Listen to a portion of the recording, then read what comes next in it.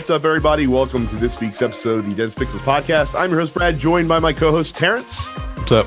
And Micah is down in the FLA. I don't know why. Well, apparently he's there for work. Apparently he's there. Is he? Look, you'd have to go down there, I'd imagine. Yeah, I don't know why anybody wants to move might even visit Florida, let alone live there.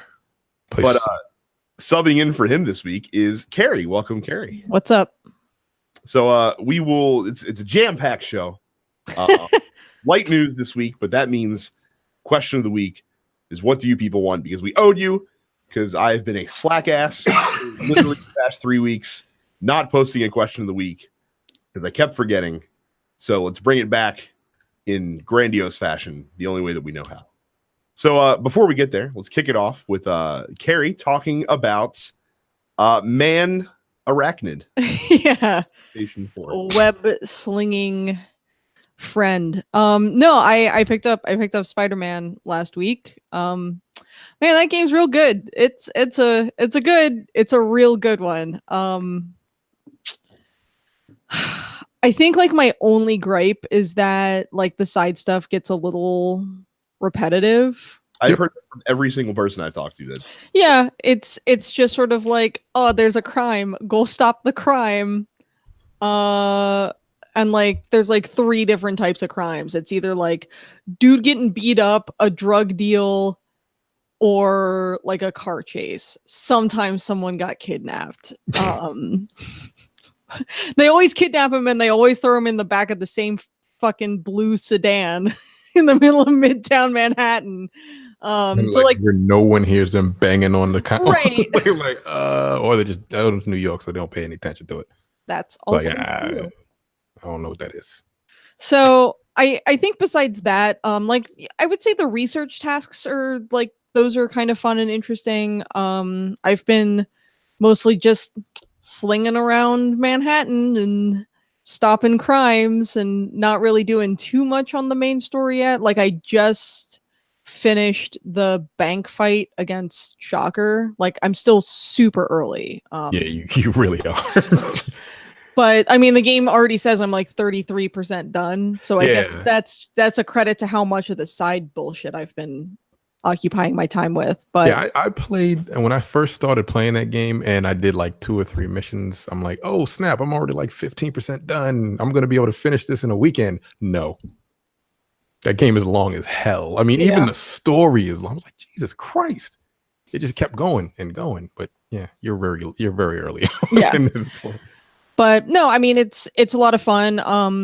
The web slinging mechanic just like feels really good.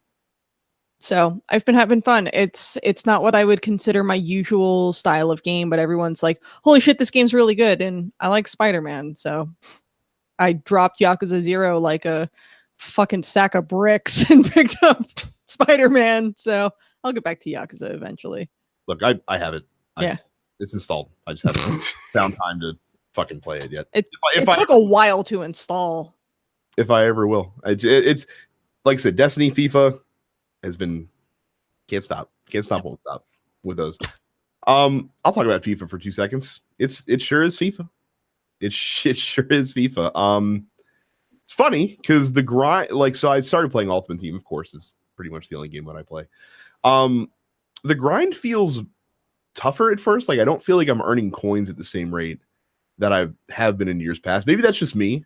And maybe that's also because I feel like in years past I might have gotten like packs early, like bought packs early to get myself a head start. Didn't do that this year because I'm not really about giving EA money right now. But you did anyway. I didn't buy FIFA, Terrence. Oh, well, never mind then. But at least not till Anthem comes out. Anthem comes out, they might be able to get my cash away from me. But look, it's good. They added some stuff to make the minute to minute gameplay feel a little bit more wide open, a little bit more competitive. They added like a timed shot feature to give you a way to get bonus accuracy on difficult shots if you can time a second button press accurately. And of course, if you mistime it, then your accuracy gets thrown to hell. Apparently I didn't put it in the docket. They announced pack odds For Ultimate Team, though, that's one of the big things they're doing to be more transparent is they give you the odds of how likely you are to find a really ultra rare player. People are freaking out. They're like, it's less than 1%. I don't believe it. I'm like you played FIFA before in open packs. Like, you know this. Like, this isn't new news to you. It's just that they're being transparent. It's not like they changed. It's what they always are. Oh, I can also talk about this real quick. So I got the Scuff Vantage controller, which you can see. I don't know about it. I don't like the look of it. I like the look. So like the controller itself is good. But I'm sorry, my fucking key lights playing tricks with this. It's not a very good picture right now just because the fucking light in front of me sucks. But it looks, I think it looks good. It feels good. I'm having a really tough time getting adjusted to it personally. Why? Just because it's very different to not only retrain yourself to use the additional buttons that are on the controller, but also because the analog sticks feel not from a like putting your finger on them feel different, but from a usage standpoint feel very different from the regular PS4 analog sticks for some reason. And I don't know if it's my brain or if it's just that I don't like the controller. I can't figure that out. Like, I mean, I don't know. I didn't get a good enough look at it, but it feels like they're sunken in a little bit more. They are. Are they raised a little? Because I don't like that at all. Like if they're like sunken in slightly more than the ones that are already on the PS. Are you talking about just the thumb pad itself? No, like the sticks. They look like they're shorter. I don't. That's a good. You know what? I've got two controllers next to me. I'll check it out. Hang on a second. All right, let's eyeball this real quick. So the regular height ones are about the same. I have tried to use like the taller ones because they give you a set of tall sticks in as well. Yeah, that's what I would put on. I'd probably put the tall sticks on because I just like the feel of like longer sticks. It's just tough to get used to because with the long sticks, you don't have to move your thumb as much. But when you have that muscle memory trained into how much you have to move when you're playing like a shooter, right, it's very difficult to relearn. So I'm actually I'm filming a video review for that, so that'll be up on the Dense Pixels YouTube channel probably either later this week or early next week to get my overall impressions on it. It is $200, and I don't know if it's worth $200. I can tell you that. So we'll have to see. We'll have to see what my verdict is when we get there. So that's it for what we've been playing this week. Bit of housekeeping.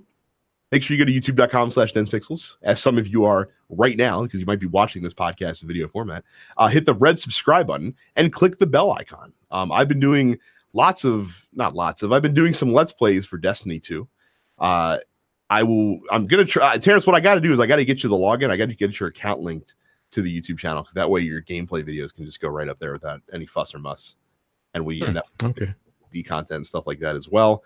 But yeah, again, subscribe, click the bell. We post the podcast in video format every week on there too. The Let's Plays, all that jazz. So youtube.com/densepixels. If you're not a TNP Studios premium member, go to densepixels.com/premium. You just have to pay $5 a month or $50 for the entire year to get access to our premium slate of shows, including the Look Forward Political Podcast, our action movie podcast, No Time to Bleed, Jay and Michael's life retrospective through Seinfeld and airing of grievances, and myself and Micah with the Men with the Golden Tongues, our James Bond / spy movie podcast. Again, densepixels.com/premium. Check it out. Even if you sign up for the $5 a month, you still get access to our entire back catalog of premium shows, which is over 300 hours of content at this point. And then, of course, no matter what podcatcher you use, whether you use Spotify, Google Podcasts, Apple Podcasts, Pocket Casts, whatever, make sure you subscribe to our show and the other TNP Studio shows as well. That includes the Nerdpocalypse, that includes Black on Black Cinema, and that includes Coming Distractions, our movie review podcast feed, which you can also find on YouTube through the Nerdpocalypse channel.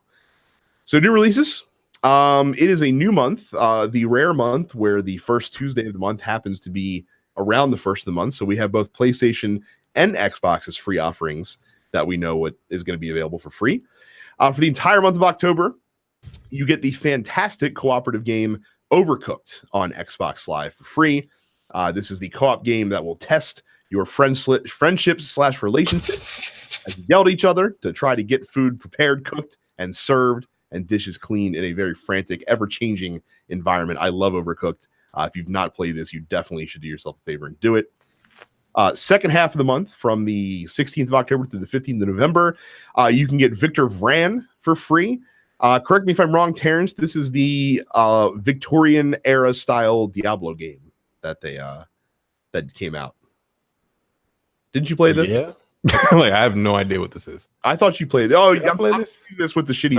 I played the Van Helsing. Okay. Yeah, I don't know. I got my V names mixed up. What is this? I've heard it's a Diablo clone, basically. Justin in the fan group, densepixels.com/fans mentioned that it's essentially a Diablo clone. But apparently it's just the base game. There's apparently a bundle that comes with 2 add-ons that you don't get for free with this one this month. On Xbox 360, backwards compatible games that are available also on Xbox One: Stuntman Ignition from October 1st through 15th, and Hitman Blood Money for the second half of October, available for free as well. I guess I'm a little surprised, and I guess this is true for is this still true for Sony that that the 360 is still being supported in this fashion? Well, it's just because any 360 game they put up are essentially like Xbox One games, because they're all required to be backwards compatible.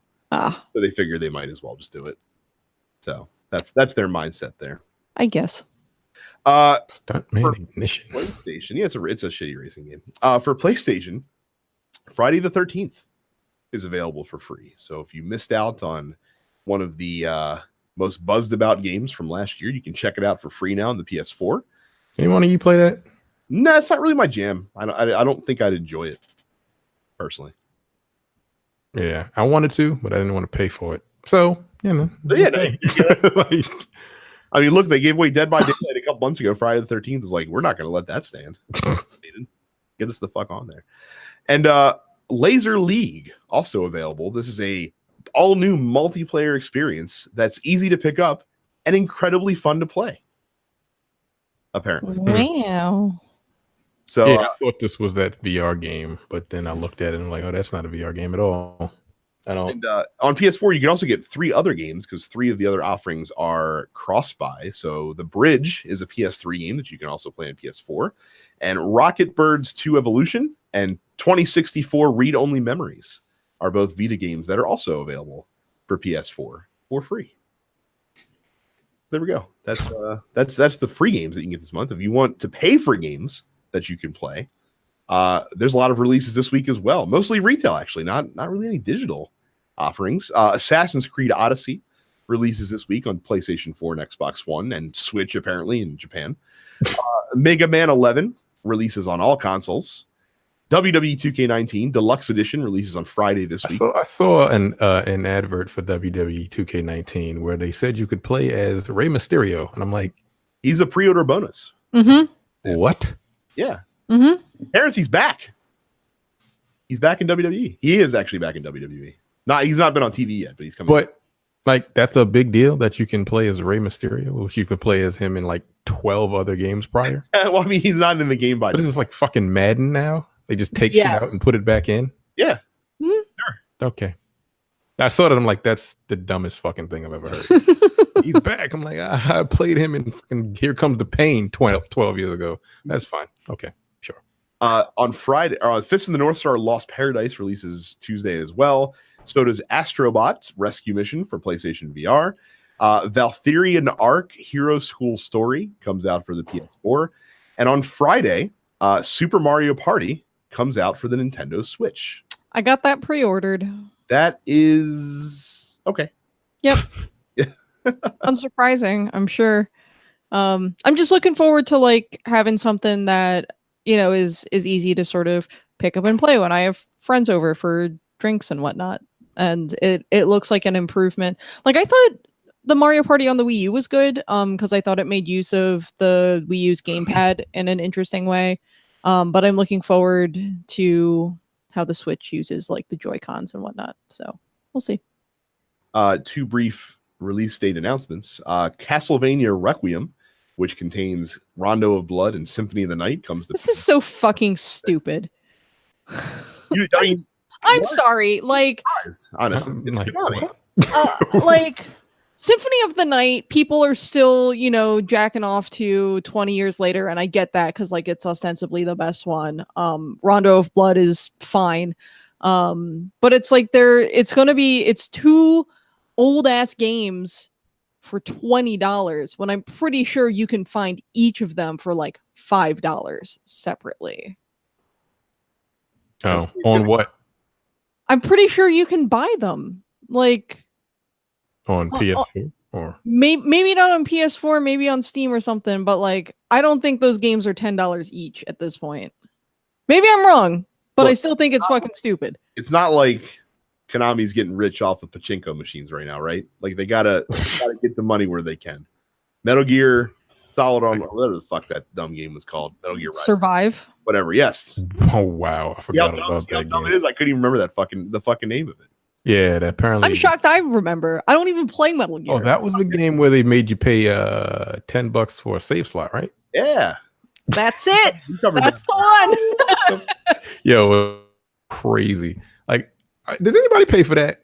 No. I can't imagine someone paid $10 for it. I'm pretty sure negative people paid for that game. I'm pretty sure Konami owed people money when that game came out. I ain't never heard of no crazy shit like yo, we'll give you an extra save slot, pay me $10. I'm sorry. What did you just say? I would smack that person in the face for suggesting such a thing.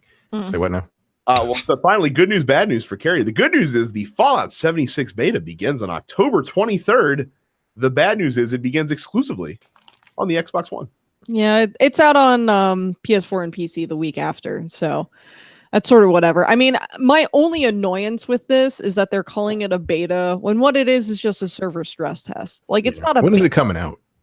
Like a week later. The actual full game? Yes. What the fuck? It's not a beta. Yeah, a beta would be like if it came out in July.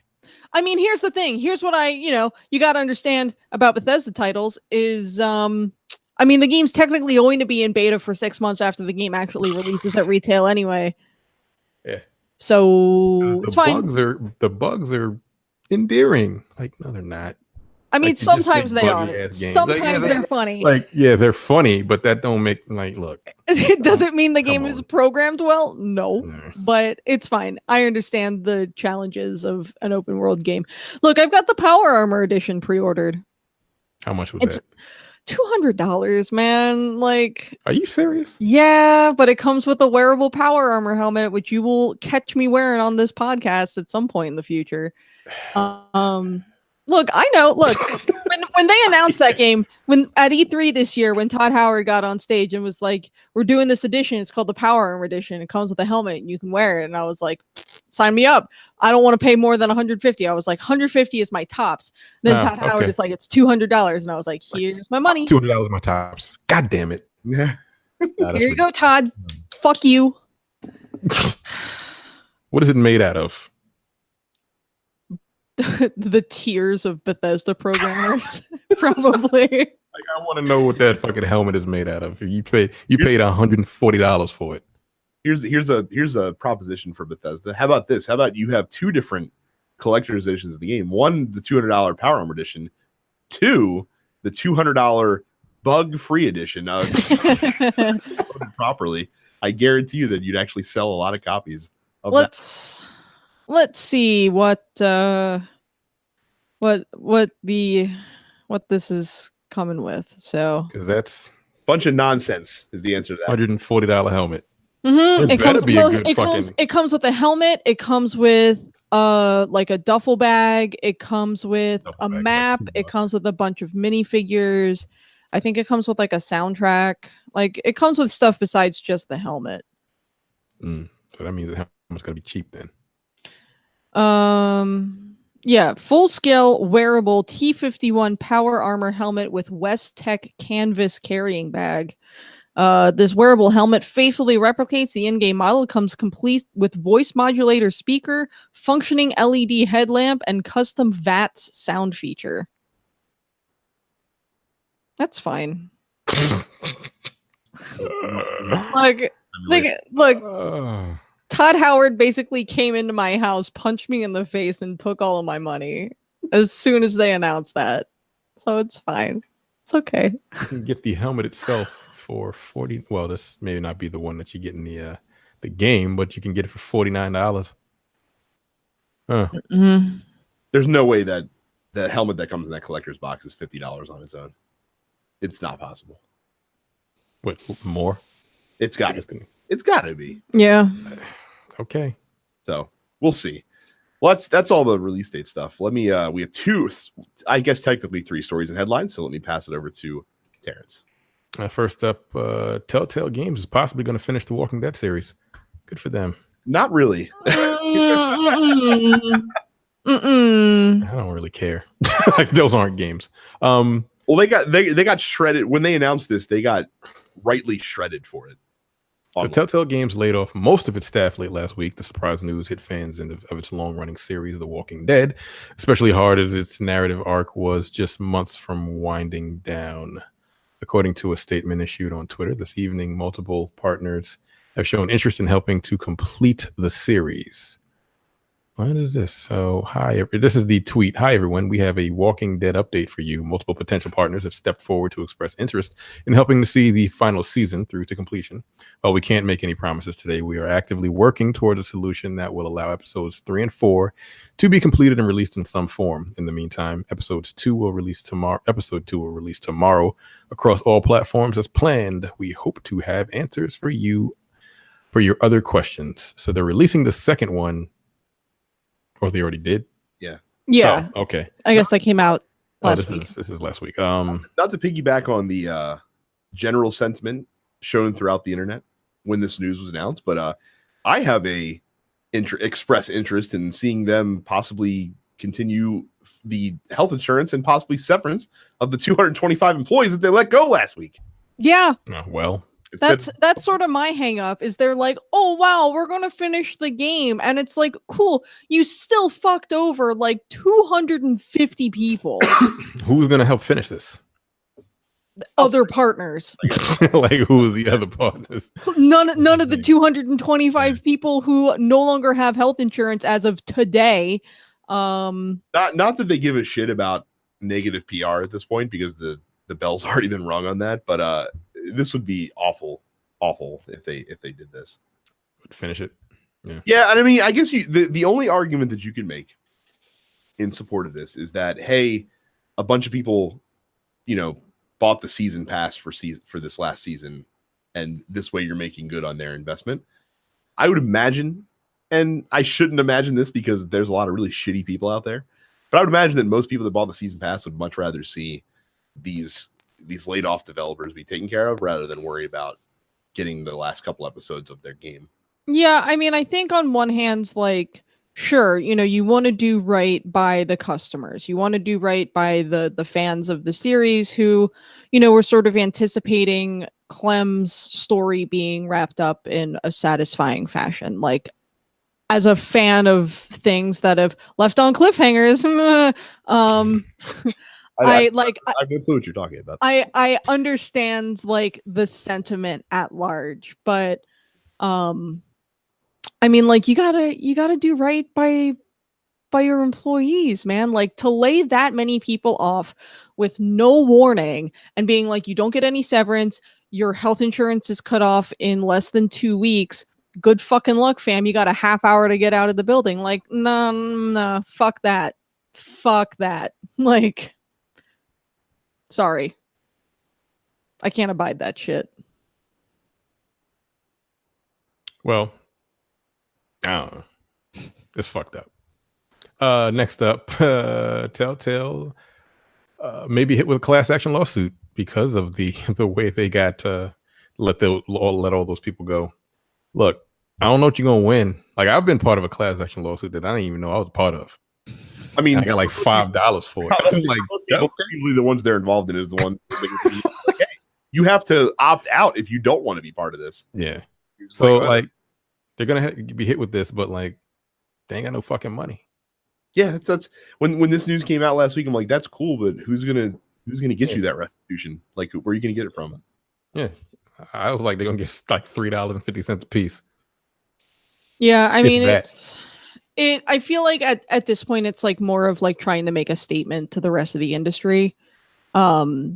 basically because of like there's a federal act called the WARN Act, which is the Worker Adjustment and Retraining Notification Act. It's been law for literally 30 years now. And it says that most businesses with at least 100 full-time workers must notify employees 60 days in advance of any plant closings or mass layoffs. The act defines a mass layoff as a reduction of 50 or more employees within a 30-day period if the total comprises at least 1/3 of the company's workforce, or any layoff of 500 or more workers across the board. California has a state-level version of this, which took effect in 2003, which has slightly more stringent requirements for businesses, which lowers the company size threshold to 75 part-time employees and applies to any reduction of at least 50.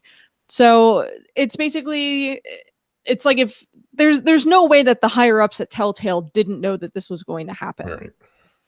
So to hear them tell it, they knew it was a possibility, but they were fighting to make sure that it did not happen. Then I guess like the bottom just fell out eventually. Like apparently they were trying to get outside funding, and then they thought they had it lined up. It's almost oddly reminiscent of the 38 Studios. Yeah. In a lot of ways, where they thought they had outside funding lined up, and then the bottom. Fuck Kurt Schilling. Well, for many reasons. But yes, I concur with you on that. There is an update on this story at Polygon saying that Telltale might be able to fight off the federal version of this, but is probably going to have a really hard time defending its actions according to the state level version. So, like I said, I just don't know what the realistic, like real life consequences are, even if they're found guilty of violating this WARN Act that's out there. It's just like we're like, okay, cool, you lost. We got to get money. Where are we gonna get it from? I don't know. Yeah, you know what I mean? Yeah. So I understand what they're going for, but I feel like at the end of the day, they're just gonna be the same boat that they started in. I mean, I think you're correct, but I still I sort of hope that the fact that they are pursuing this is hopefully a warning to other game companies who may be in somewhat similar positions to start being more transparent with their employees about what's really going on. And look, if that is the knock-on effect of this, then good. You know what I mean? Any positive industry change that can be gleaned from this studio closure is probably the best we can hope for, honestly. Right.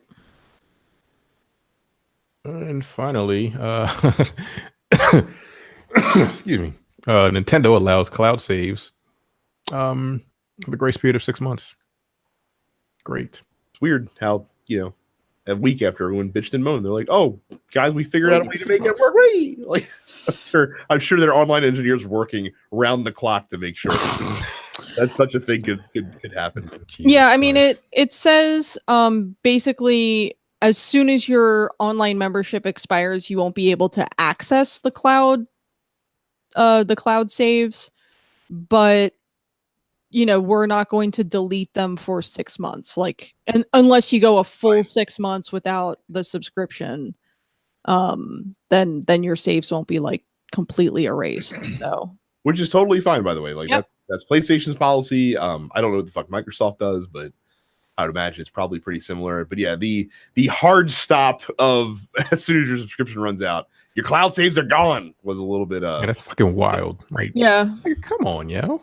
I mean, I think what it boiled down to is that sort of as this story said, the original wording on the Switch Online FAQ was sort of unclear about whether stuff would be deleted. It was just sort of once your subscription expires, you can't access these saves anymore. And just didn't really make any sort of mention as far as whether or not the saves would be completely gone or not. So now we know. I refuse to believe Nintendo would have poor messaging around an online service. That just doesn't seem plausible to me. Wow. Yeah. Hey, it's fine. I still haven't signed up for it yet, but it's fine. Neither have I. So I haven't needed to. Exactly. So, all right. Well, that's it for headlines this week. Real quick before we get to top stories, go to densepixels.com/Amazon whenever you have to buy anything off of Amazon, big or small, because you will pay the same low prices on Amazon, but we get a small percentage of the sale. listen, guys, Jeff Bezos doesn't have enough money. Or actually, no, let me reverse that around. Jeff Bezos has too much money. And you need to give some of the money that you're going to give to Jeff Bezos to us instead. So like I said, the easiest way, densepixels.com/Amazon. Use our Amazon link.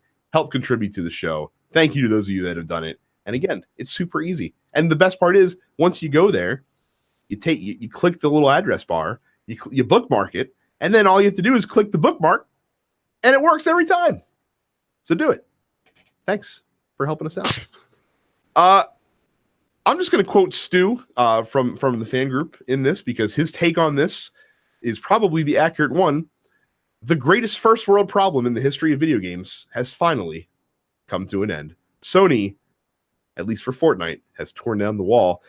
John Cadera, president and global CEO of Sony Interactive Entertainment, posted in the PlayStation blog last week saying that following a comprehensive evaluation process, Sony Interactive Entertainment has identified a path towards supporting cross-platform features for select third-party content.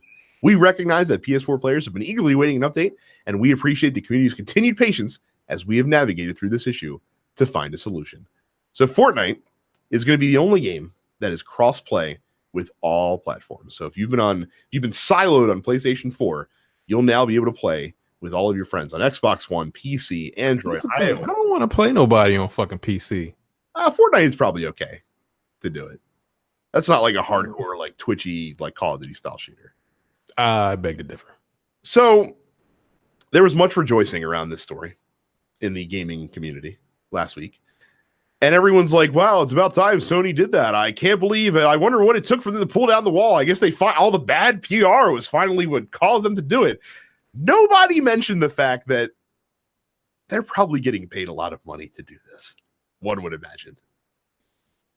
Probably a very on the down low hush-hush deal between them and Epic to compensate for some of the lost revenue that they're not going to see from items that are not purchased on the PlayStation Store but still able to be used on the PlayStation console. Why is no one mentioning that point? Yeah. Why do they think that Sony just finally caved to public pressure when they really didn't fucking need to, when there was no tangible negative effect on their business that anyone could see? Yeah. Like I don't play Fortnite. I've tried. I'm terrible at it. I mean, I could practice to get better, but I just don't. Whatever. Now everybody can play with each other. So I mean, the real question, Terrence, is can you do the floss? No, I cannot. I cannot do the floss. I am so the obvious question that needs to be asked from this story is this now going to be the first push of the snowball down the hill, where now we are entering the utopia of cross-platform play across all games for all consoles for now until the end of eternity? Hell no. A one-off situation for Fortnite. Hell no. Like absolutely not. No. It's just this thing is such a phenomenon. I personally still don't understand it. But like, look, if everybody want to play with each other, fine. But this is not the start of something bigger. I doubt it. I mean, I think first of all, you don't have to pay for this game. Right. It's free. So it's like, I mean, I think it'll boil down to like the individual game developers, because obviously not every game that's available on every platform has cross-play enabled. It's up to the game. Fortnite is obviously the biggest that allows it, but it's not the only one that allows it. I saw someone from Bethesda, Pete Hines, like sort of quote tweet the PlayStation announcement. It was like, hey, a lot of people have asked us about it. Like, we are not enabling crossplay on Fallout 76. Like, that was never part of the plan. So sorry, that's not in the cards for us specifically. Hang on. I need to pause on this specific point that you're making right now, because I seem to remember Todd Howard and Pete Hines just a couple of months ago getting up on their fucking soapbox and talking about, well, if you don't enable crossplay in the future, then perhaps you will not be able to participate in our games in the road. But now they're like, oh, sorry, we can't do it, guys, even though Sony's looks like they're on board now, but we weren't ready for that to happen. So Our bad. Really, Pete Hines? Really? Come on. Fuck out of here. Let me see if I can find this tweet. Ridiculous. That's unbelievable. Dude, if they really fucking... Because like I said, I know Todd Howard likes to go in on Sony as much as possible because he's upset that, well, they wouldn't let all the mods on there for Fallout 4 and Elder Scrolls Special Edition, and they won't let crossplay happen even though we want to do it for Xbox and PC and all this other crap. But so you're gonna fucking make that statement and then be like, and Sony's like, hey, crossplay is a possibility now, and all of a sudden you're like, oh, you kind of caught us flat-footed, guys. Sorry. Yeah, so he originally was just sort of like, well done, Sony. And then he said, folks, chill. I work with a lot of devs and games for whom this is important going forward. Fallout 76 does not support crossplay for a number of reasons, probably because it would fuck up their whole program. I have no idea if it ever will. I assure you it is not on our radar right now as we focused on beta and launch. I guess Bethesda just doesn't like to cater to the whims of the gaming crowd and public and what they want. So we'll start throwing that at them. That's they threw at us. So fuck off on all that. Well, in any case, as my original point was, it's going to be up to the devs. You know, if Sony is sort of going to allow it to start happening, I sort of hope they leave it up to the developers at the end of the day. Oh, I'm on the side of Terrence with this one. This is going to be a very, very case by case basis that they enable this with. It's not going to be just any game that can do this. They're going to reserve it for. What's the other game that did like cross platform? Was it Rocket League? It was Rocket League. Rocket League did it. I don't think you can play Xbox and PS4, right? No, you cannot do that. Yeah. Minecraft's the other big one right Yeah. now. So and you still can't do crossplay with that for Not PS4. yet. Not yet. And that's fucking Minecraft. Like, come on. Yeah. I mean, we'll see. Like if Sony says yes to that, then the ball's gonna be in Microsoft's court because they're the ones that own the fucking thing. So yeah, oh yeah, that's right. So we'll see how that goes. According to them, they're all for it, but yeah, it's might be because they kind of need to be. The last big top story this week. This was just announced today. So we talked about Project Yeti a couple months ago, the Google streaming service that was rumored but not confirmed by Google. Well, that has ended today. They have announced Project Stream. It is a streaming service, and it is going to allow you to stream full-fledged, fucking high-asset games in a Google Chrome internet browser tab and play them. And if you're asking, well, when is this going to roll out? Well, you don't have to wait too long. Assassin's Creed Odyssey, which releases this coming Friday, is going to be the first game that Project Stream will let you play. Now, just not anybody will do it. Right now, there's sign up for beta testing going on. You have to sign up for it. Apparently, they're looking for folks that have internet speeds of 25 megabits per second or higher to participate in the test. But if you get in, you can check it out. The whole point is to make it so that all of the computing, all of the processing is done on the back end on Google servers, and all your web browser is doing is streaming the game to your computer screen. What do you guys think about this? What kind of rig do you need for that? Well, yeah, that's the whole point, Terrence. The whole point is that you won't need a crazy rig because your computer's not doing any of the processing. Yeah. I want to point to the very first comment on, or like the top comment as of this podcast on the story, which asks, if this is somewhat successful and develops beyond this point, I wonder if the next big milestone is to extend this capability to a new Chromecast. Playing on a laptop or PC is one thing, but playing on your TV in competition with the main consoles, that could be huge. Yeah. I think that's my question on this as well. So the big question that I have is the same thing that Jason Schreier, who wrote this article, talks about. Input lag and latency are going to be kind of a big deal when it comes to this. And if you can't get that sorted out, if you can't figure that out, it doesn't matter how well the game runs. That's the deal breaker. Yep. That's the deal breaker. So we'll have to see. But I'm very, very interested to see what the beta tests for this is going to look like. And again, we don't have long to wait at all. We'll get to see the first examples of this out in the wild starting this Friday. So if you're in our fan group or if you're not just your fan group, if you're a listener and you've gotten a chance to play this, let us know. Because I'd be curious to hear your thoughts. Again, densepixels.com/fans to comment in there. But yeah, so this could be huge if they can get it figured out, and if they could do it well. This could be a huge happening in the games industry for sure. So that is it for headlines. Like I said, it's a slow news week, but because we've been slacking, because we haven't posted a question week in a couple weeks, I thought that it would be a great time to ask you people what you wanted us to talk about. So that's it. It's what do you people want? I will turn it over to Carrie, who will read responses. Cool. Justin starts us off with, let's talk about that sweet new logo. Yes. If you missed it, we have a new logo for Dense Pixels. This has been something that has been in the works for over 2 years. Yeah.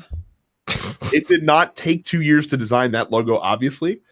It took 2 years to get figured out, get us in the queue. Because obviously when they did the rebranding for TNP Studios, that took priority first, as it should. And then of course Jay had to up and move and rebuild the studio and all that other jazz. So the Dense Pixels logo got kind of shoved off to the side. But it is done now. Check it out. We like it quite a bit. It is we had a lot of submissions sent to us, and by far amongst us, this was the cream of the crop right from the get-go. So we dig it. It's cool. And yeah, so that's the deal with the new logo. I like it a lot. This is, I think, exclusively a Brad question. Gustavo asks, can Tottenham Hotspurs get out of the group of death in the Champions League? Gustavo, great question. I can always rely on you for Tottenham Hotspur question of the week questions coming in. First of all, the group that Spurs are in is not a group of death. I'm going to pull up the Champions League groups right now. So I say this because Tottenham and Barcelona are easily the top two teams in the group, bar none. It's not even close. Even though Tottenham did lose to Inter in very heartbreaking fashion the first time that we played them in the group stage. But no, this is not the group of death. The group of death in the Champions League is probably going to be, I'm scrolling through right now, that would probably be Group C, which has Liverpool, Napoli, Paris Saint-Germain, and Red Star Belgrade. That's the death group. That's the group I'm glad we avoided. I think we'll be fine in Group B. I think it'll be fine. I think we'll make it through the knockout round. And I have no worries. Cool. Okay. Did you guys understand a single word of what I said? No, I did not. Okay. It's fine. I didn't think so. Ricky asks, Destiny talk, how's the grind treating you so far? I had my first 2 exotic armor pieces drop last night within 2 hours of each other. Phoenix Protocol chest piece and the Controverse hold gauntlets dropped for my warlock. Only exotic weapon to drop for me so far is the Lord of Wolves, though. I don't play Destiny, so. I was gonna say, Carrie, I was gonna let you take this first. and then No. as well. I'll keep it brief because I've talked a bunch about Destiny the past weeks. The grind is fun. It feels like there's a reason to log in every single day again, which hasn't really been the case since Destiny 1. But I've been having very poor luck with exotics. I've gotten 6 exotic drops so far, and every single fucking one of them has been a Destiny 1 weapon or piece of armor. I've not gotten a single Forsaken exotic drop aside from the ones that I've gotten from the quests. That's it. So all I have still is Ace of Spades and Chaperone, and that's it. So Destiny realizes the Bungie did say that was an issue. They realized that the cycles or the drop rates are not working the way they wanted them to. So apparently they're going to make it so that the odds are in your favor that you'll get something new when you get an exotic drop now. I mean, you still might get a duplicate, but it's going to be more likely to be a new one. So anytime they want to make that happen would be fantastic. So, but it's been great. I've really been enjoying it still. So Cool. Terrence, you don't play Destiny, do you? No. Okay. Brandon asks, what's the best game you played only because it was free? So a PS Plus or a Games with Gold? Well, I'll let you guys take this first. I don't know. I play everything if it's free. Best game?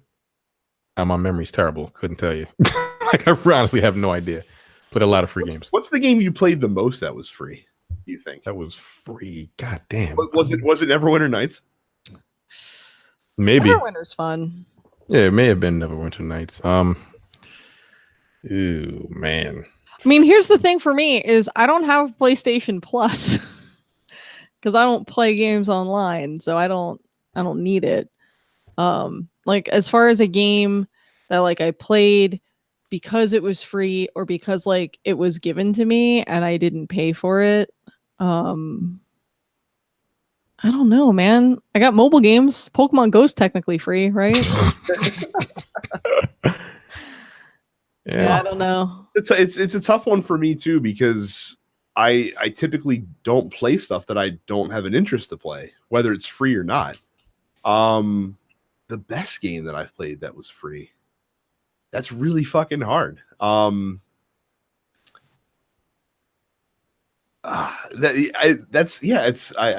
can't think of what it is because I'm trying to think of all of the free games that have come out on like games with gold. You know what? Rocket League. I probably would never have bought if they didn't make it free when it released on PS4 right away. And Rocket League is a fun game to lose yourself in. It is. I paid $20 for it though. When it was on Xbox. I'm glad I did not pay for it, but because I wouldn't have. But getting to play that has been solid. So that's probably my answer is Rocket League. Nice.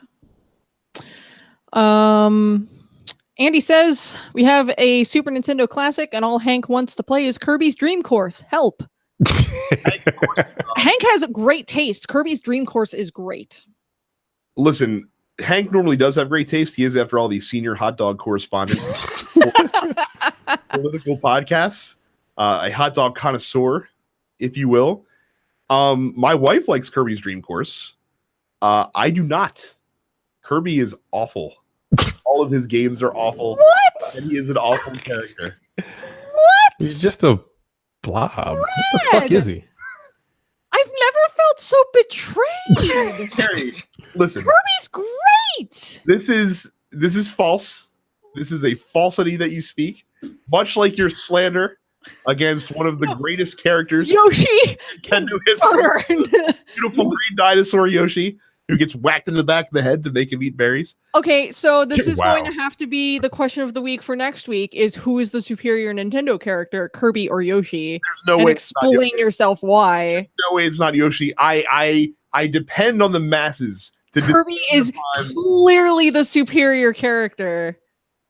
Look, if they had a Yoshi's mini golf game, it would destroy Kirby's Dream. That is completely incorrect. Destroy Kirby's Dream. No. False. In any case, Andy, keep encouraging him to play Kirby so that he grows up with good taste. Moving on, Malcolm asks, how are you liking Gambo? Also, Terrence is murking everybody in Dragon Ball Fighters. How is 17? And Brad, why are you hating on Lashley? Let him be our black champ. Well, I guess you're going to start from the beginning. I don't know what the hell a Gambo is. Nope. Gambo is Gambit. Oh, Gambit.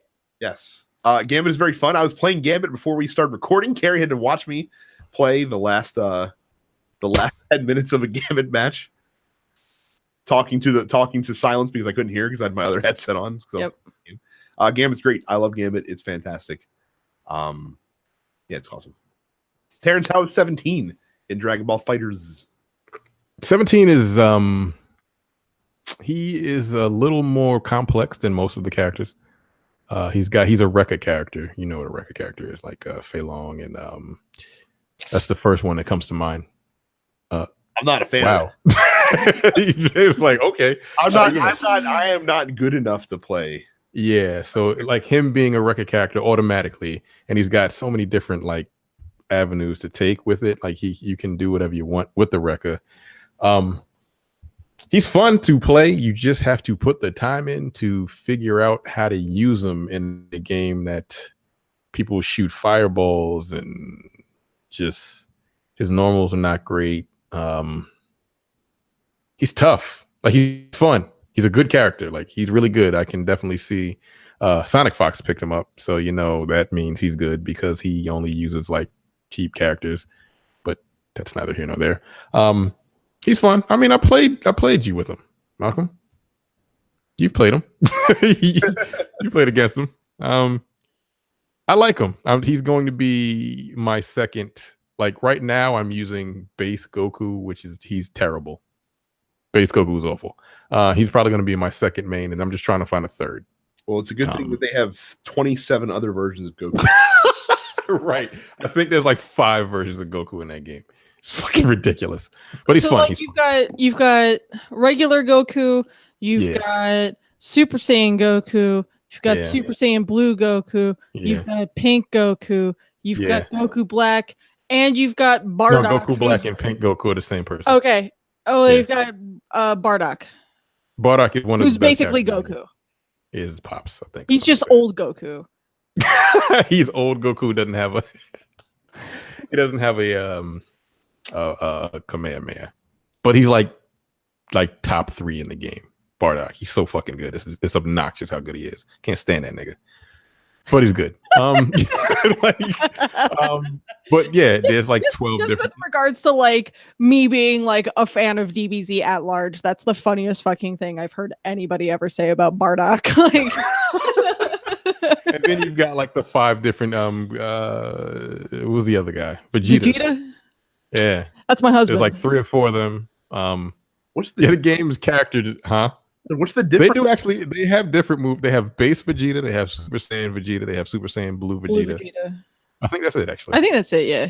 That's it. It's 3 of those. Goku was they got all this. All I hear is Ryu, evil Ryu, Ken, Silent Ken. Like that's all I'm hearing when you're saying that right now. Yeah. It like surprisingly enough, they all play different. Like they genuinely play different, but they're the same fucking character. Your word for it.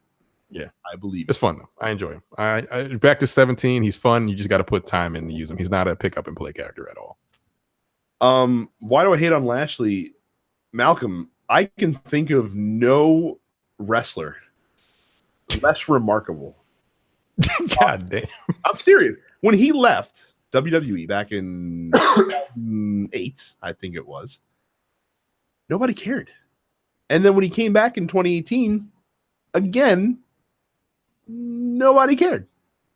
And it's he's taking opportunities off of my plate because, and that's why I had to go beat him up. It says a lot about Lashley and who he is as a character when pairing him up with Leo Rush makes him more interesting than he's ever been.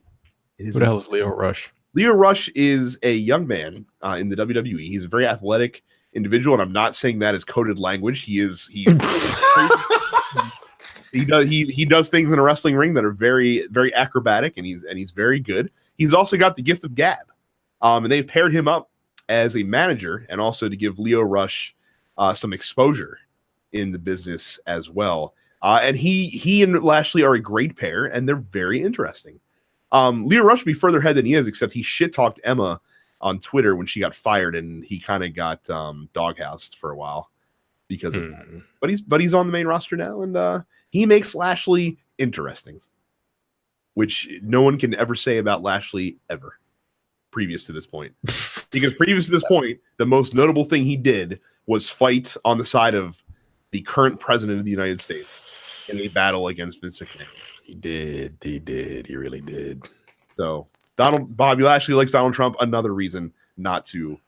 I was watching an interview with the Undertaker of all people earlier today, and he was talking about what you have to make it in the WWE, if you will. He says like the moves are second to the character itself. I've never really watched Lashley wrestle, but that nigga is boring. Like, he just is. Like he doesn't have any. His character is just kind of like, and I think that's why Malcolm likes it, because he don't like black wrestlers with a gimmick. He just likes niggas named like Jamal. Like that's it. Like and they can't have a gimmick or it's the Coonan. I get it, Michael. I'm Malcolm. Like yeah, like Vince might be a little bit of a racist, but at the same time, you got to entertain me at the same goddamn time. Like he's just boring. before we move on, also, and we're all going to have to get used to this as the Undertaker starts retiring, but it is weird to hear him dude with a regular interview. it was bizarre. I was like, he didn't have like any, like even in his WWE interviews when he's doing regular interviews, he's still putting on a slight voice. Like he wasn't putting on any kind of voice or nothing. He just sounded like a regular white dude. I was like, what the fuck is happening right now? The weirdest part when you hear him not doing the Undertaker voice because you didn't realize that he was doing a voice. Yeah, like even in the interviews when he's not really putting a lot of emphasis on the voice, but he's just slightly doing the voice. Like he wasn't putting it on at all. And I was thrown all the way the fuck off. I'm like, oh, that's what you really sound like? You sound like a regular white dude. That's weird. This is creeping me out. Do your regular voice. Or your wrestling voice. But no, it was a really good interview. But yeah, I agree with him 100%. Well, he's been doing it for fucking 30 years. So he knows what he's talking about. But yeah. So on the topic of wrestling, I feel like it's important for me to note that I was at Bateman's a couple weeks ago and Monday Night Raw was on and it was wing night. And I got super invested in what was happening in Monday Night Raw, man. Like, just in general, or just like in general. The match that I really enjoyed watching was like the fucking Ronda Rousey match, where like she was getting like her tail kicked by a group of 3 very hot topic goth looking girls, and then like the Bella sisters came in, and I was like, I'm about this. Like I don't understand what's happening, but I'm about it. I'm here for it. So we'll see if that becomes a regular thing. We'll have you on for the Survivor Series review in November. So yeah, no, I'll watch that if I have a means to watch it. You can come over here and watch it. Fuck yeah, I'll do that. And that'll be hilarious. Good. Like, I don't know that guy in the pink. I don't know what's going on. I might live comment that actually. Like, that might be something that's worth a live commenting. Just your reaction to watching Survivor Series. Okay, no, I'm into it. Moving on, Eric asks Terrence, if you were to come upon a Switch, what games would you buy? Hopefully Pokken Tournament, so we can go hand to hand or claw to claw. LOL. The hell is Pokken Tournament? This is the Pokemon Tekken game. Pokemon Tekken, basically. No. The Zelda game. I've wanted to play Zelda. Like I have, but I don't have a Switch, and I'm not buying a Switch. What else? I'll lend you my Wii U. Possibly Mario. Because apparently that's really fun. What else is on the damn thing? I don't even know. There's a bunch of Pokemon shit, right? What? No. You got your Donkey Kong Countries. Donkey Kong Country is good. Mario Kart. Splatoon's on there. No, that's just out of GP alone. Fuck no. No. You got your Dragon Ball Fighters on there. I already have that on PS4. You pick it up for Switch as well. You start wrecking dudes. Yeah, they're online. I can't imagine you playing on Switch are legit. So I can't imagine. Octopath Traveler. That's that RPG, right? That you just like was like, fuck this. At the end, yeah. I mean, I was in it like right until the final bullshit end boss, and then I was like, he was like, nah, fuck this. I don't need this in my life either. So I don't know. Yeah, there's really not those 2 games. I don't care about Mario Kart. I don't really care about Brawl, honestly, or whatever the other is, Smash Brothers. I never played it. It really isn't a lot. Like, I'm not a big Nintendo guy, if you guys don't know that. Wow. Like, their characters do nothing for me. They did when I was 5, but not anymore. I didn't grow up. I didn't grow to love them. He became an adult at the age of 6, and all of a sudden, all of his money disappeared forever. So is there a Punch Out on there? Not yet. Yeah, okay. Cool. Amir says, talk about how Caddyshack isn't a good movie and is not funny. I don't like that. The movie's not funny, at all. I did not comment that thread because it was already too far gone by the time I saw it.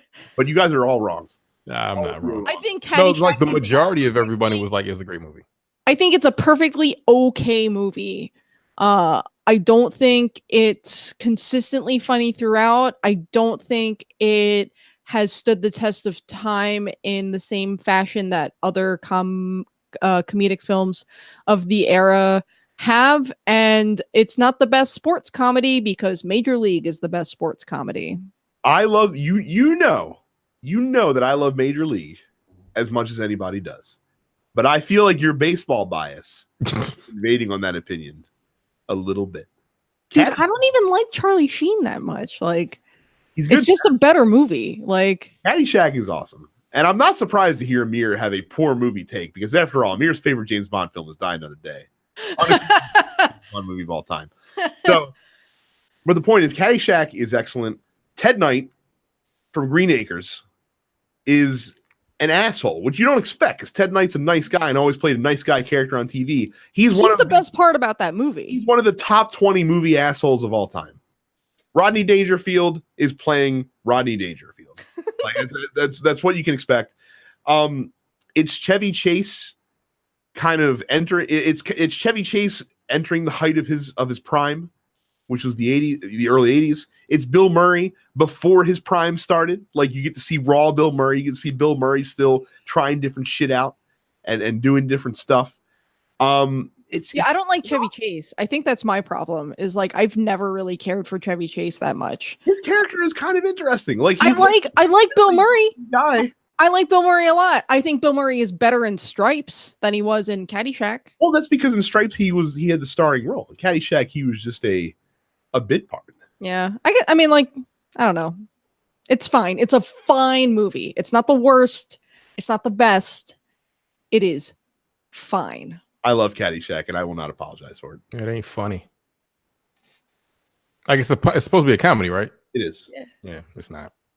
But that's not my type. I guess Here's that's the thing. not my type of comedy. It's very much a white person comedy. That's also fair. Go. That's also fair and true. That's fair and true. But Jay likes it. I feel like that says more about Jay than it does about the movie. I don't understand that fucking movie. I don't understand why people think it's hilarious. It's not. But that's whatever. That's fine. I never thought it was funny, and that's not something. He said he just recently watched it. I think. But yeah, I've seen it a couple times. I'm like, yo, this shit ain't funny, yo. Like, turn this off. I mean, watch like The Last Dragon or Coming to America or something. Yeah. So, but I'm funny movies. Every single time I go golfing, someone always says, "I'll bet you slice into the woods," and whoever's on the tee has to say, "There's no gambling at Bushwood, sir," and I never slice. And inevitably, the ball will go off to the side. And today you can open. Yo, that ain't funny. But you have to. Like, what the fuck is what? To be there. That's okay. Sure. It's eminently quotable. The only good thing about that movie was, well, we're waiting. In any case, moving on. Cam asks, how excited are you guys for Undertaker versus Triple H in Australia this weekend? Stone Cold is apparently the guest ref, and Kane and HBK will be there as well. 1998 is back, y'all. I don't like this at all. Wasn't their last match supposed to be like forever, like never again? It was supposed to be the end of an era. So the end of an era. Now, never, whatever the fuck they branded it. There is some dramatic irony going on right now where in 1998, WCW was riding on the backs of old WWF stars, and WWF pulled ahead in the Monday Night Wars and ultimately won the damn thing by developing and pushing new talent. And there's something ironic about 20 years later, they're now relying, and granted, this is for one show. This is not like a ongoing storyline that's going to persist into WrestleMania. But they're relying on old talent to drive them to a huge gate at this giant stadium in Australia. I don't care. The match is not going to be good. Undertaker is really old. If you've seen any of his matches lately at WrestleMania, against Roman Reigns, against squashing John Cena, Shane McMahon, you realize Undertaker is just not the guy that he used to be, and that's okay. He is 51 years old. He's 53 years old at this point. He's my mother's age. He's 53, so I'm not expecting him to be okay. Triple H can still go. I'm not worried about Triple H. What I don't need is the inevitable tag team match that's apparently going to spawn from this, where DX is going to go up against Kane and The Undertaker. Shawn Michaels is coming back to wrestle.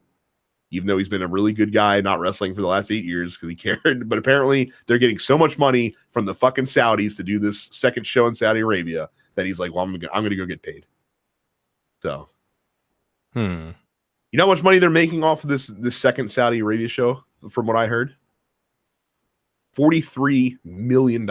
Jesus Christ! So if you're wondering why WWE's been doing a couple shows in Saudi Arabia this year, that's fucking. They got money to fucking burn in Saudi Arabia. So like, is like Stone Cold just done?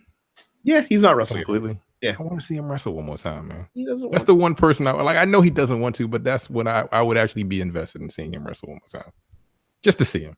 It's been fucking like, how long is he? When was the last time he wrestled? Like 12 years? He hasn't wrestled forever. When he retired, he was like, nope, I'm done. He meant it. That's been 15 years. Yeah. Wow. Shit. All right.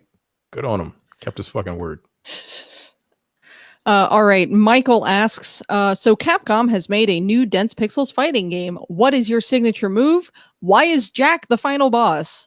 I want to answer the second question first. Jack is the final boss because the final boss needs to be someone who you would never expect. And I don't think Jack has been on a TNP studio show since like February. So it would be super unexpected for him to show up at the very end of a TNP fighting game, right?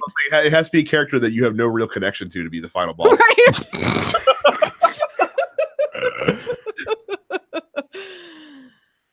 I feel like my signature move would be like throwing something Nintendo related. Like fucking old Nintendo. It would be like a randomized thing, right? And like a heavier item would obviously do a lot more damage, but sometimes it would just be like a Game Boy Color cartridge. Or like a light gun. You actually shoot a laser out of your light gun. Fucking gray and orange light gun. What the fuck would I don't know. Huh. What was the question again? So Capcom's made what's your signature move in a fighting game? Move? Oh man. Terrence destroys you with general apathy and dislike. Just I don't know what my signature move would be in a You literally game. like you literally stop everything, turn and walk away, and the other person takes damage.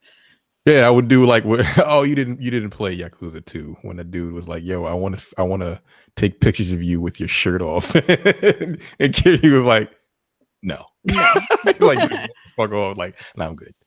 That was so funny to me because I'm like, he just spoke to my soul in that scene. This shit was so funny. Carrie, I don't know. I have no idea. I don't know what your picture would be. I do know that you would have a wide variety of DLC outfits that you could purchase for your Yes. Yeah, I don't have one. I really don't know. I don't know what mine would be. You guys can tell me what my signature move would be. I have no clue. Yeah, I feel like it would have to be something like sports related. Like you would get like a huge power up by unleashing the Fury. That went over my head. The Capitals, right? Yeah. Oh, okay. Yeah, I got nothing. I have no clue what my signature move would be. Yeah, I probably wouldn't just be like, I'm done. I don't want to fight anymore. Fuck off. They'd be like, wait, what? That'd be like your ultra, like your match ender combo. There you go. And why is Jack the final boss? That's funny. Yeah. I don't play Smash, so I don't care about this one. Yeah. So the next one's from Johnny, who says pick 3 for Smash. I'm going Banjo with Kazooie, Crash Bandicoot, and Leon Kennedy. It is Smash, so I will go with the Battletoads.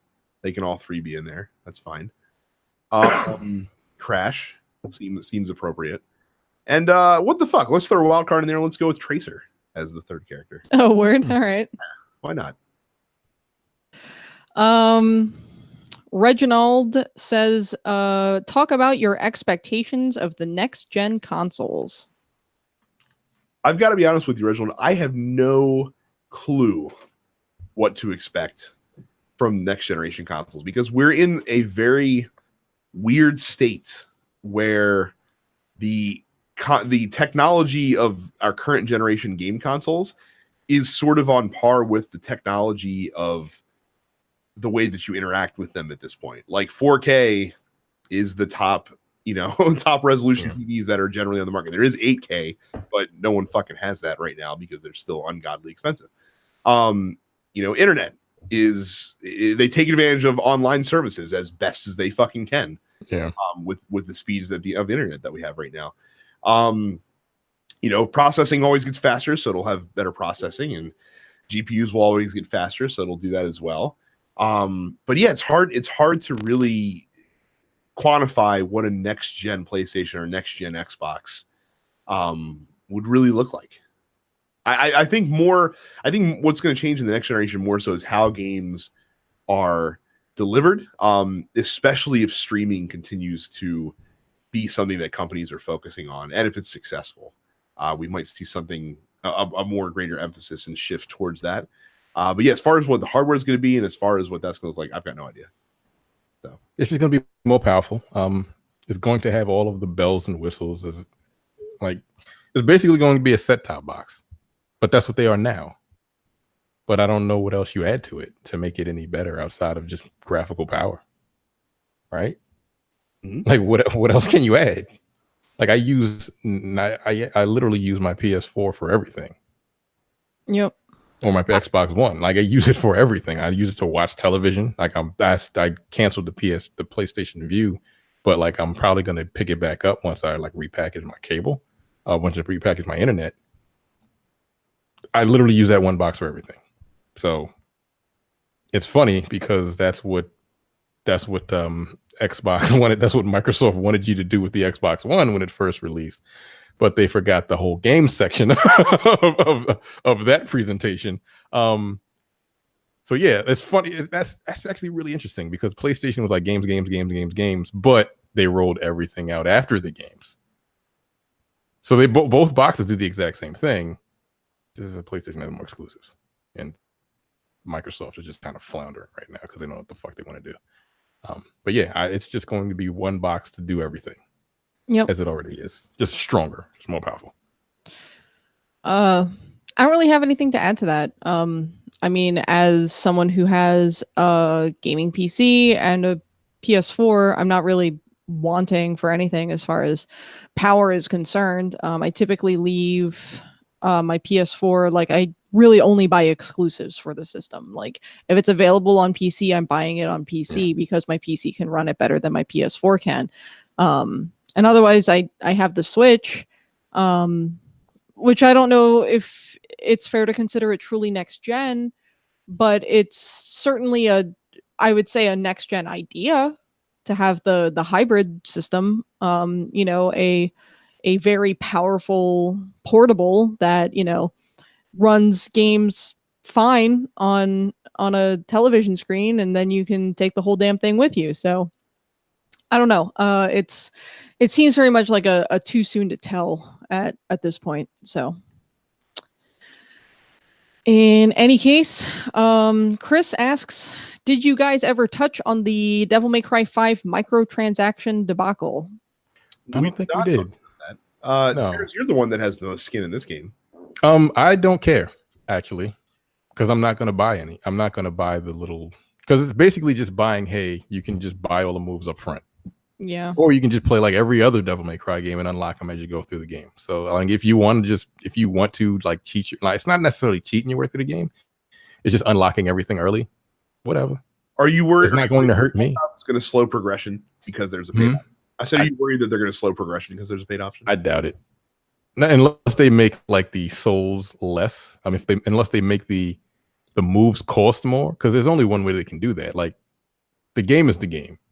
Like there's nothing random about how Devil May Cry games are. Like everything is where it's supposed to be. Depending on how well you do, you get more souls. If you get like S rank combos, you acquire more souls, or the soul statues are in the same place every single time you do a level, unless they start randomizing it and maybe it's there one time and not there another. That would be fucked up. But if it's just the same game over and over again, like I'll make my way through it and pick up all of the level, the combos and everything that you buy with the souls that you earn. I'm not gonna pay just out of general like GP. I'm not paying to unlock moves. with real money. I mean, if you want to, that's fine. I feel like that's taking a little bit away from the game, but whatever. And some people were like, hey, well, won't this, like, if you have leaderboards, won't this like cheat the leaderboards? Like, no, you still got to be good. Like, you can have all the moves. You'll eventually unlock all the moves anyway. But that's basically when you play through the game on a harder difficulty setting, and the whole thing is to get an S rank and to get through the level as fast as you can. That's how they score, unless they change the scoring system. So some people, like, it's not going to change the actual leaderboards. But again, if you want to run through the game in a weekend and you want to purchase everything, fine, go ahead. It's not going to affect my gameplay. So, but I don't care. If it was multiplayer and they could do that shit, no, fuck off. that would be a problem. But I don't really care. Here's what I'll say about Devil May Cry 5. Devil Trigger is a fucking banger. I haven't really paid attention to the song. Everybody seems to love it, but It's a fucking bop, man. Like, that's my new workout song. Just Devil Trigger on loop. I just don't like the designs of the characters. Like, Nero looks ugly. Huh? Nero's ugly. No, I like him. Like, in this game? Yeah. I like him in this game more than I liked him in 4. Like, he was a tiny baby boy in 4. Everybody looks strange. They got that like Resident Evil looking thing going on because it's Capcom, and I don't really like. It is Capcom. It is Capcom. Yeah. So it's very strange. They just look. It's like the design of them look a little weird. I don't know. They look closer to the DMC characters than they do like the original Devil May Cry games. And people couldn't stand that motherfucker. Like, I don't understand. Like, now all of a sudden everything is cool. Okay, cool. I mean, the Ninja Theory DMC. Yeah. They look closer to those characters than they do to the original game. So, I don't know. Now everybody's fine because it's Capcom, but that's whatever. Ken asks, it's been a while since we've heard a GameStop story. Do you have anything recent? Old will work as well. Old, I almost got in a fight with 3 dudes and their mama once. That's about it. They accused me of breaking their system, so I couldn't trade it in, which didn't make sense because I spent fucking 10 minutes trying to hook everything up, and then they were like, "You broke it." I'm like, "No, I didn't." And they were like, "Yo, see me outside," and I was like, "Yo, punch me out, clock me out," because I was about to go fight 3 niggas and their mama. That was on Liberty Road. I mean, I kind of. That sounds par for the course. I'll give you one. So a few years ago, I was taking over a new store, and that store was getting a remodel. Literally, my first week there. So they do remodels at a GameStop. It's an overnight affair. It's usually you and a few other store managers that are there, mostly just to supervise and move stuff around as needed. But I've been to a remodel or two. Yeah, they're not fun. No. But the problem was that this store that I took over was a shithole. So the plan was to do also. Which one was it? Towson Marketplace, your old stomping ground. So the plan was to fix the store while the remodel was going on, since we were going to be there anyway. So the night of the remodel, the crew comes and they start disassembling the old cash wrap. And we start moving stuff around and organizing and all this other stuff. And so about 2 hours in, one of the guys from the crew comes up to me and he's like, "We've got a problem."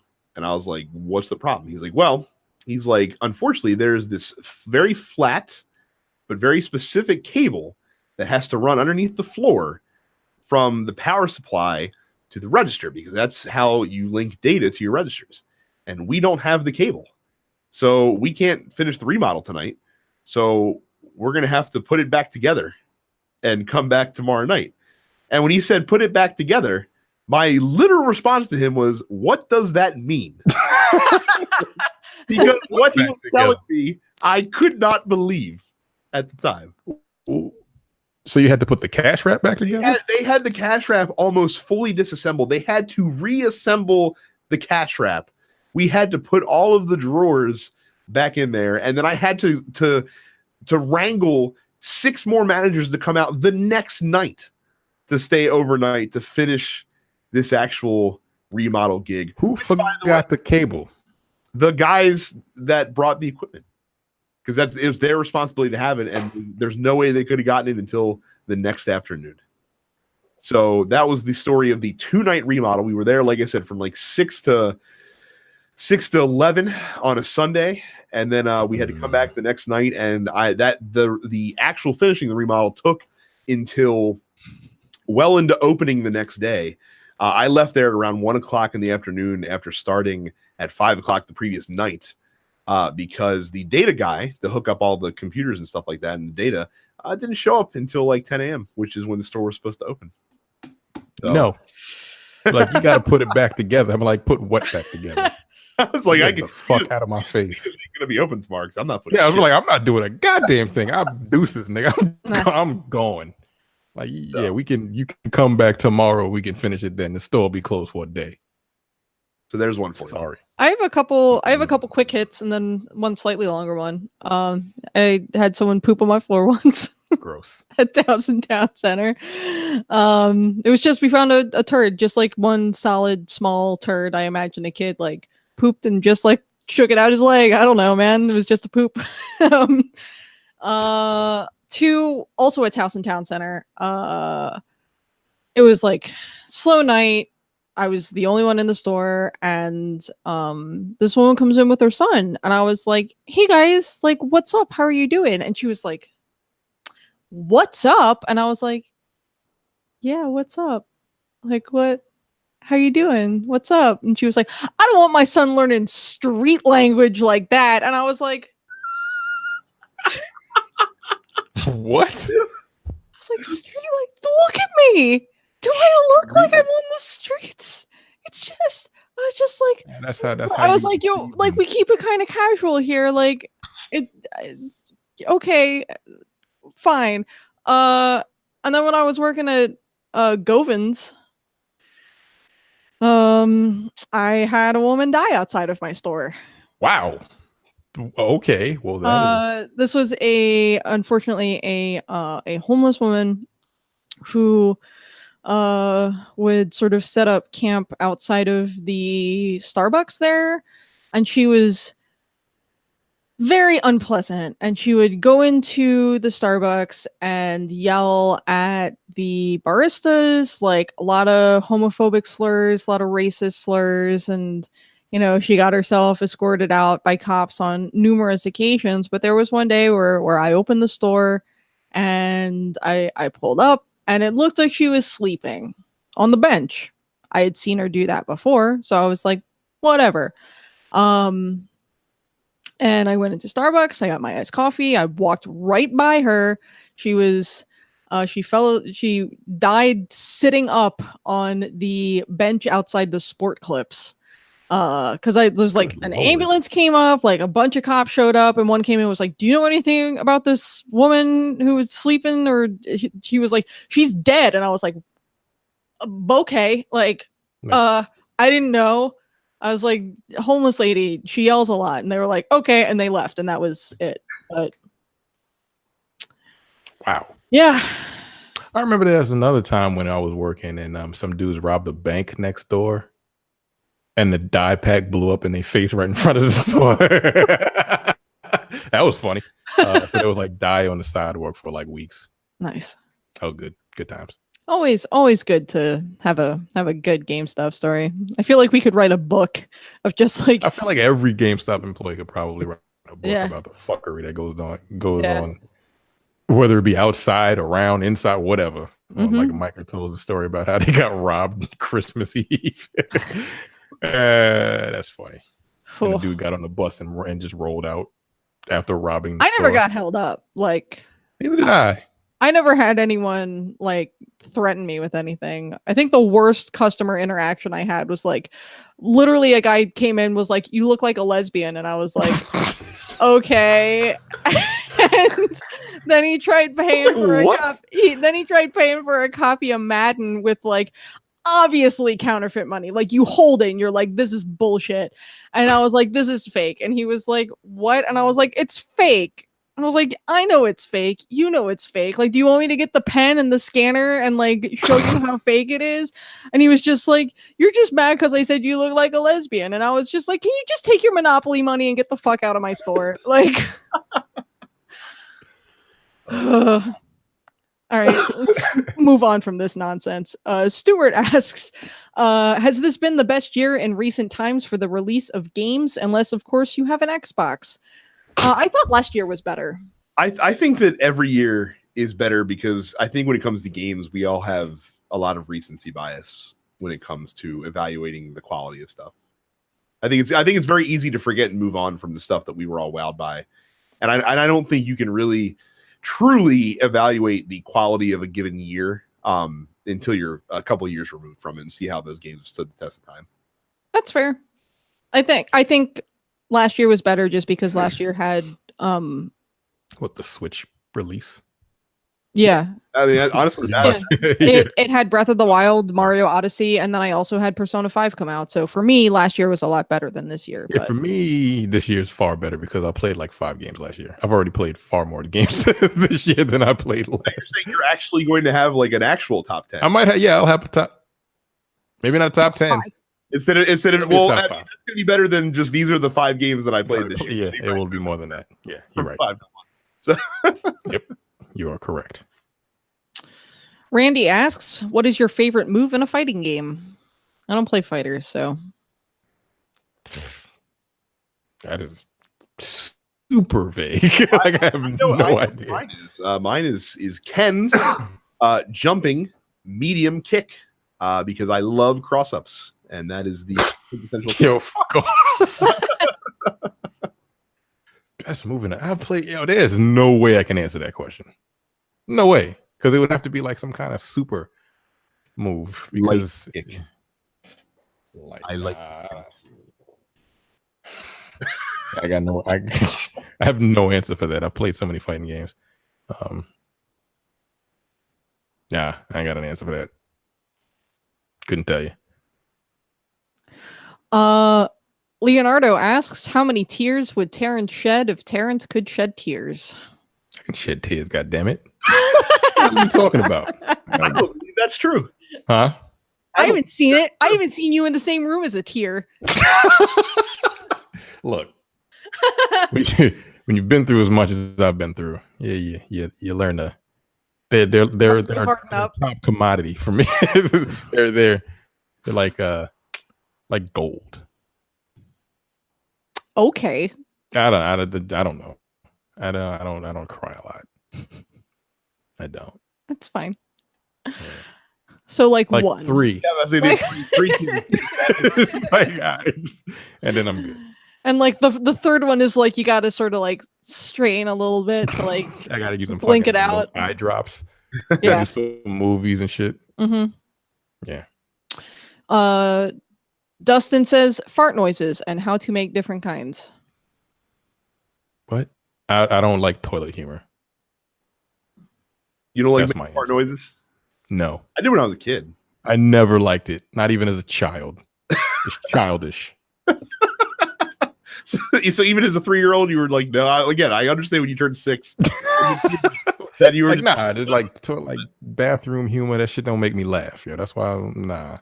I mostly just like to blow raspberries like on my cat's bellies because they hate it. That's it.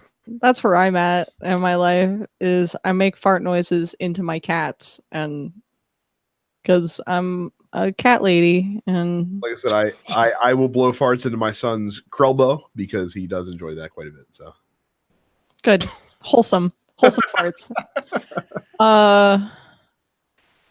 Virgil asks, will the Black on Black Cinema crew review No. I Got the Hookup?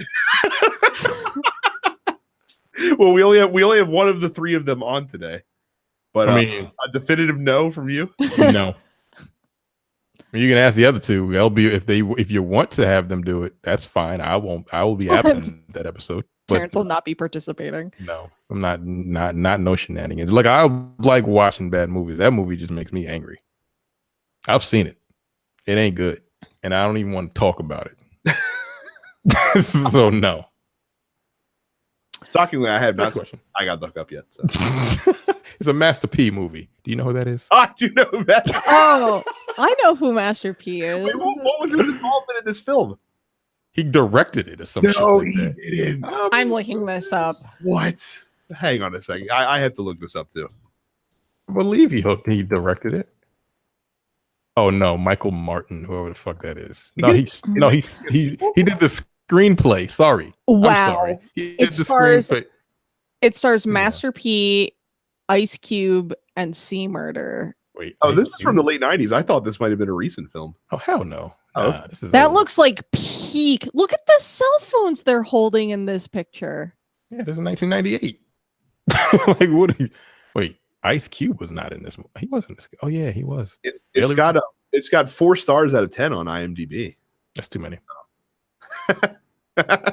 Yeah, Master P, AJ Johnson, Anthony Boswell, France. I don't know half these fucking people. When you've got like multiple people on your cast list who do not have their own Wikipedia page, that's how you know you probably didn't succeed. Yeah, when there's no That's a hood classic. this far up on the cast list. That's not a No, it's a hood classic. You got Mr. Serve on, Mystical is in there, tiny list. Earl Underwood, Yeah, Snoop Dogg, AJ Johnson. There you go. Y'all should watch it one day. You're not gonna watch it. I don't need to wait. Mystical is in it. Look at that.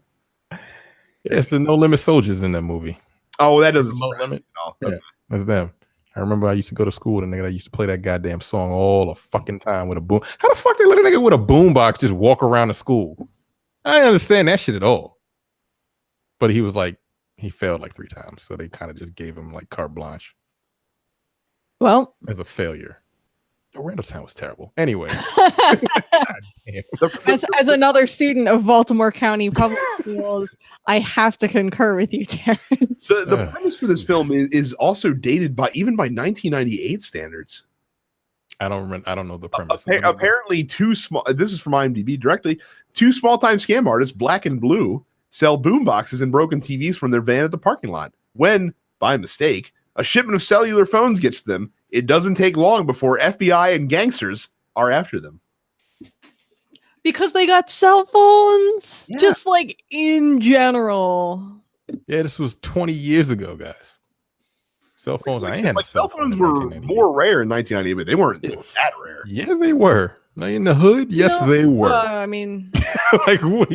I mean, I don't know where y'all live. My parents had a cell phone that was on the Sprint Spectrum or whatever it was. It was on the Sprint plan where we had 15 minutes a month.